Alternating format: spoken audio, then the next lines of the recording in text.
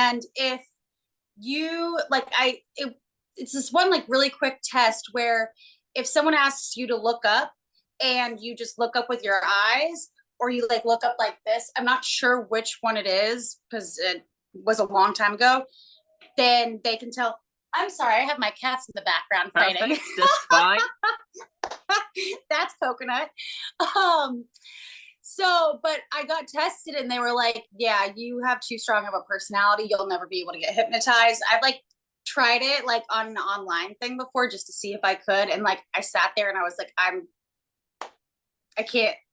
I tried to like get into it and I just like can't. So which is cool because like some people can, and I've always thought that's such an interesting concept, but I'm like, I've never been able to, which is unfortunate. At least in the movie, though, I was. Yes, yes, yes, indeed. And Audrey, I watched the trailer for the movie, and I got the sort of feeling that we're almost dealing with like a super ego, an egotistical character. Dare I say, a one-man cult. That's what I would describe the Marcus D. Spencer's sort of character in terms of that.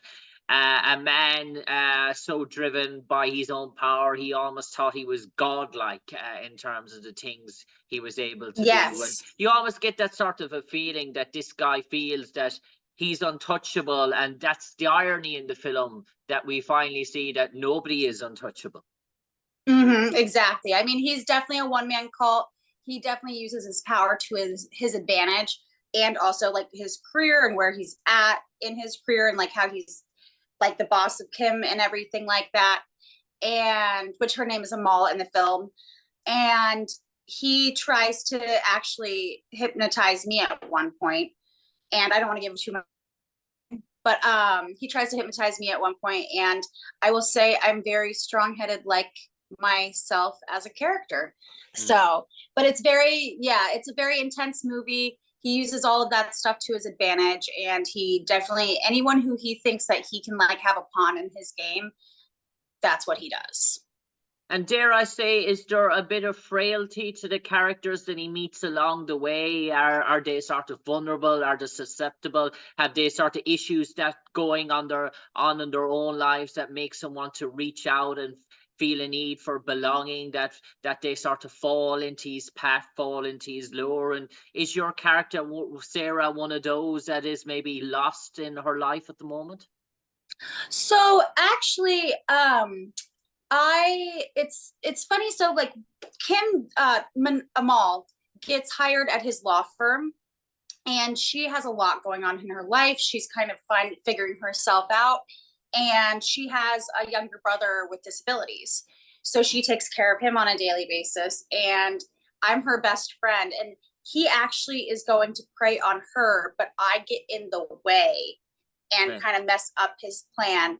So it's funny because I don't think that he actually, I wouldn't say my character has like a not strength to her, but or like a vulnerability. Like she might have a tiny bit of a vulnerability, but I would say she's one of the stronger characters in the show, in the movie. Because sorry, excuse me, there's a plane. We're just having a lot of sound issues over here. So she's not very vulnerable. She's the strong character that takes care of them all, takes care of her little brother, is like very like worrisome and shows up for them, makes sure that they're taken care of. And I think she just gets kind of pulled into this in a way where it wasn't even like she wasn't supposed to be part of it at all. Like I wasn't even actually supposed to meet Marcus in the movie at all. But then things happen, life changes, people are unpredictable, and then he tries to kidnap me. So And I suppose with these sort of movies, we always know that hypnosis is a sort of the thing to get your imagination and to hook the audience. But there's always an overriding plot, whether it's money, jealousy, rage, vindictiveness.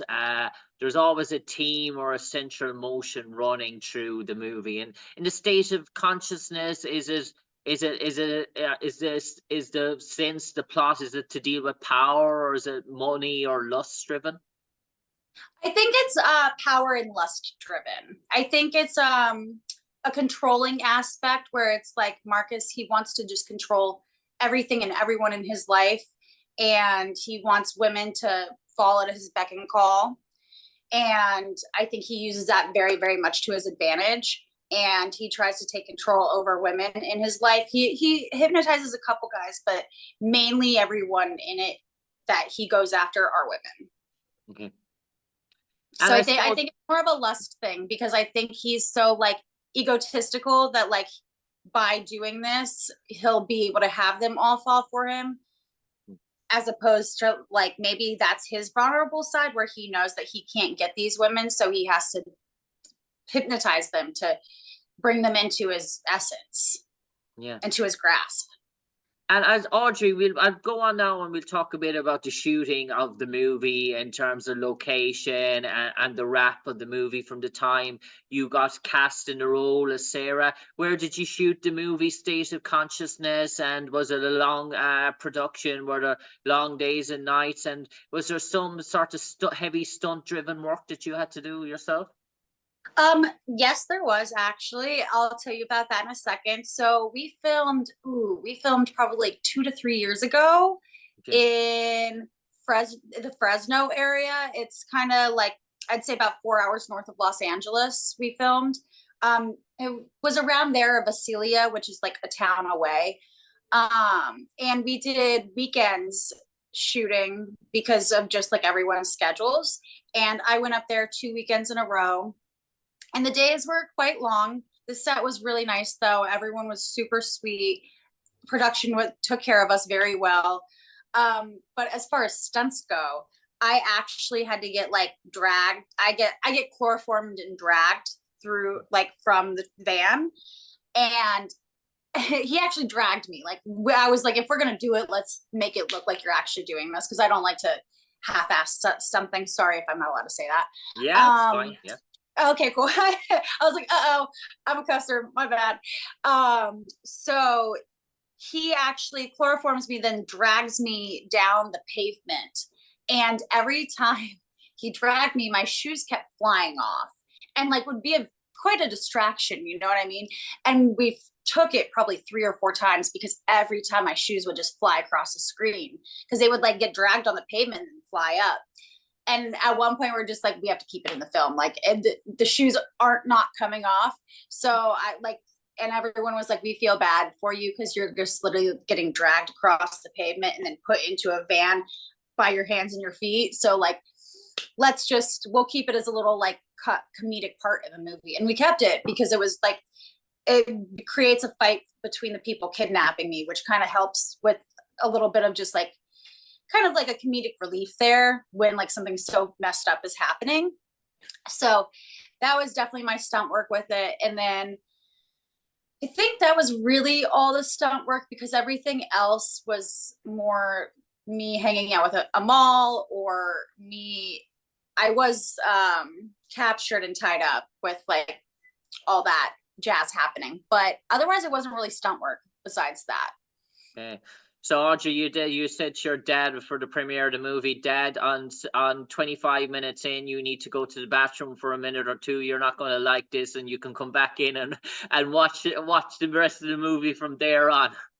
I've definitely told that to my parents before. There are a couple movies. I have one coming out, as I mentioned. We're doing a prequel now to it, so it's not going to be out for a while. But like when my parents watch it, I'm gonna be like, hey, so like close it, like remember like when you were a kid and they would be like, they would just cover your eyes. Yeah. That's probably what I will do. There are a couple scenes like that for certain things where I'm like, like my mom, not a big deal. Dad, I'm like, cover your eyes. Okay. So okay. yes, I feel that there are a couple of movies that are like that for me. State of Consciousness kind of is like that, but it's not as like vulgar and there's no nudity. So